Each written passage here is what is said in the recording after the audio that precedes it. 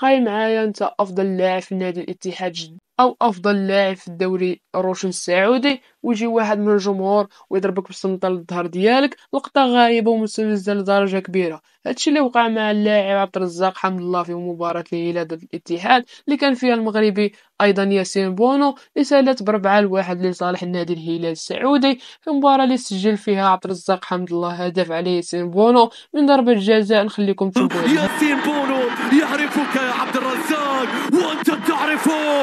الله يا بونو. الحمد لله ماشي اول مره كيوقع ليه مشاكل مع الجمهور والاعلام السعودي، فالحمد لله في المسيره ديالو في الدوري الروشن السعودي ممتاز كان بعنوان ديالو حمد الله يتالق والجمهور السعودي يواجه.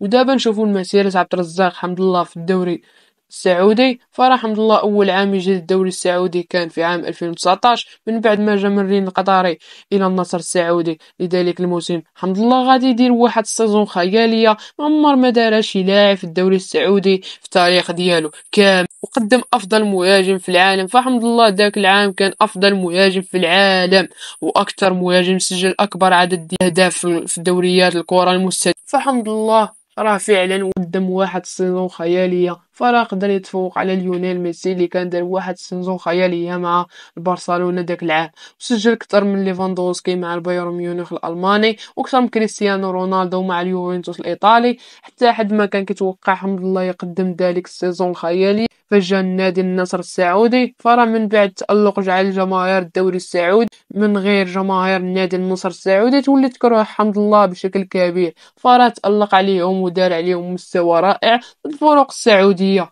ولكن في الموسم الثاني ديالو مع النادي النصر السعودي غادي يبداو المشاكل الحمد لله مع الجمهور السعودي الكامل. فحمد الله تراجع المستوى ديالو بعض الشيء، فبدا الجمهور نادي النصر السعودي يواجه حمد الله كأساس ما كيلعب في الفرقة ديالهم، وبدات كتوقع مشاكل بينه وبين إدارة النادي النصر السعودي. فهادشي اللي خلى العلاقة عبد الرزاق حمد الله توصل للنهاية. فراه كان عنده واحد الشرط على إدارة نادي النصر السعودي باش يخرج بصورة جميلة مع الجماهير النصراوية، لكن النصر السعودي خرجته بواحد الصورة خايبة وبينته أنه خائن. من بعدها عبد الرزاق حمد الله غادي يمشي للنادي الاتحاد السعودي من بعد ذلك المشاكل اللي وقعت له مع النادي النصر السعودي. مع ذلك قدم مستوى خيالي وبقى في المستوى ديالو ثابت. فراه من اول موسم ديالو مع الاتحاد كان هداف الدوري السعودي الممتاز، وجاب النادي الاتحاد السعودي للدوري السعودي الممتاز بعد غياب سنوات كثيرة. فراه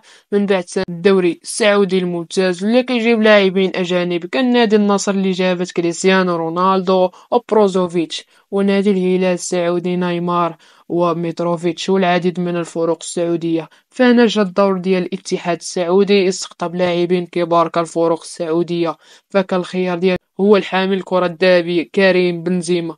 فهنا ولا جمهور السعودي والاتحاد السعودي كيطلب مغادرة عبد الرزاق حمد الله. فراه من بعد مشاكل في الإدارة ما قدراش تخرج حمد الله من الفريق.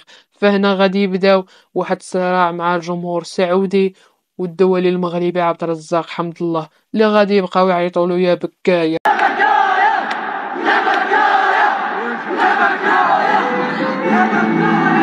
لكن حمد الله قدر يتغلب على الصراع مع الجمهور وقدر ياخذ البلاصة الكريم بنزيما ويولي هداف الدوري الروشن السعودي الممتاز بحضور كريستيانو رونالدو وبنزيما وفيرمينو، ويقدم مستوى رائع في الدوري السعودي.